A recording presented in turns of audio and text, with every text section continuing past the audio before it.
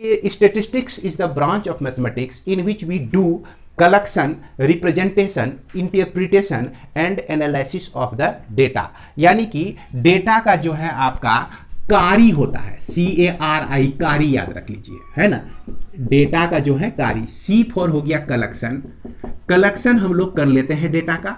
उसके बाद R से रिप्रेजेंटेशन, आर से क्या हो गया रिप्रेजेंटेशन। फिर थर्ड नंबर में आई को लीजिए, आई इंटरप्रिटेशन, इंटरप्रिटेशन है ना। और उसके बाद जो है एनालिसिस होता है इस। और एक चीज आप लोगों को बता दूं कि इसी मीन मीडियन मॉड को यानी कि माध्य, माध्यक और बहुलक को हम लोग सेंट्रल टेंडेंसी कहते हैं, सेंट्रल टेंडेंसी कहते हैं, है ना। और तो मेजर ऑफ डिस्पर्सन को हम लोग इस तरह से डिफाइन कर सकते हैं, the number which gives the idea of variability of data is called measure of dispersion. तो अब हम लोग क्लास 11 पर ओरिजिनल आए हैं। तो ये 10 जो है आपका क्या हो गया, मीन हो गया। मीन से देखिए कि यह 1 जो है कितनी दूरी पर है, यह 2 जो है कितनी दूरी पर है, यह 3 जो है कितनी दूरी पर है। उसके यह जो है आपका स्कैटर्ड नहीं है, ये आपका क्लस्टर्ड है। क्या है, क्लस्टर्ड है, CLUSTERED, क्लस्टर्ड है। और इसके स्केटर्ड और क्लस्टर को मिला के ही हम लोग इस दोनों को मिला दीजिए, इसी को हम लोग क्या कहते हैं भैया, ये वेरिएबिलिटी कहते हैं। तो उम्मीद करते हैं कि इसको आप समझ गए कि यहाँ पर जो है हमको एक नंबर मिलने वाला है, और ये नंबर कैसे मिलेगा हम आगे डिस्कस करेंगे। इससे भी एक नंबर मिलने वाला है जिसको हम लोग वेरिएबिलिटी कहेंगे, या नहीं तो कहिए मेजर ऑफ डिस्पर्सन कहेंगे। और तीसरा जो होता है मीन डेविएशन होता है, मीन डेविएशन होता है। और चौथा जो आपका होता है स्टैंडर्ड डेविएशन, स्टैंडर्ड डेविएशन होता है। अब ये चार को क्या पैदा हो गया आप कहिएगा ना। तो कहने का मतलब कि मेजर ऑफ डिस्पर्सन में आपको 4 चीज पढ़ना है। मेजर ऑफ डिस्पर्सन कितने तरह से किया जा सकता है, इस 4 तरीके से किया जाता है। तो यहाँ क्लास 11 में आप लोगों को मात्र 2 पढ़ना है, एक मीन डेविएशन पढ़ना है आपको, और एक आपका स्टैंडर्ड डेविएशन पढ़ना है। तो अब यहाँ पर आप पूछिएगा ना व्हाट इज मीन डेविएशन। तो मीन डेविएशन को हम लोग इस तरह से डिफाइन कर सकते हैं कि the arithmetic mean of the numerical deviation या absolute deviation of the observations from the statistical mean of the data is called the mean deviation. अब देखिए इसको ध्यान से समझिएगा कि अभी हमने एग्जाम्पल लिया है ना, एक एग्जाम्पल 1 2 3 10 और इसके बाद 17 18 और 19, ठीक ना। अब इसका मीन जो है, मीन आपका हो गया 10। तो ये जो मीन 10 हुआ ना, ये रिप्रेजेंट करता है आपका स्टैटिस्टिकल मीन को रिप्रेजेंट करता है। समझ गए बात को, ये किसको रिप्रेजेंट करता है, स्टैटिस्टिकल मीन। अब स्टैटिस्टिकल मीन से इसका डेविएशन, अब यदि हम पूछें कि भैया इसका डेविएशन क्या है, 1 का डेविएशन क्या है, तो 1 - 10 यानी कि -9 जो है इसका डेविएशन है। 2 से इसका डेविएशन क्या है, तो 2 - 10 = -8 डेविएशन है। और 3 से इसका डेविएशन क्या है, तो 3 - 10 - 7। तो डेविएशन को अगर आप ऐड कीजिएगा, सारे डेविएशन को ऐड करके देखिए, तो यह आपका 0 आएगा। क्या आ जाएगा, 0 आ जाएगा। समझ गए। तो यहाँ पर आपको ये जो डेविएशन लेना है, इसको हम लोग क्या कहते हैं, डेविएशन कहते हैं। तो यहाँ पर डेविएशन आपको उठाना है न्यूमेरिकल डेविएशन या एब्सोल्यूट डेविएशन।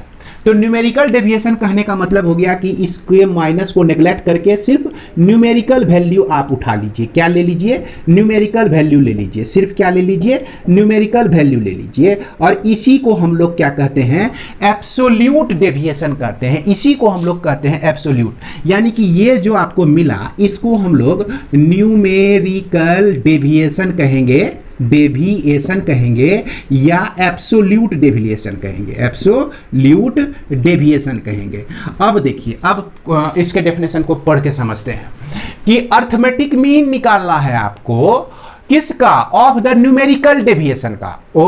तो ये जो न्यूमेरिकल डेविएशन है इसका अर्थमेटिक मीन निकालना है। तो 9 + 8 + 7 + 7 + 8 + 9 अजय को टर्म है आपका 1 2 3 4 5 6 7। तो यही ना होता है भैया अर्थमेटिक मीन।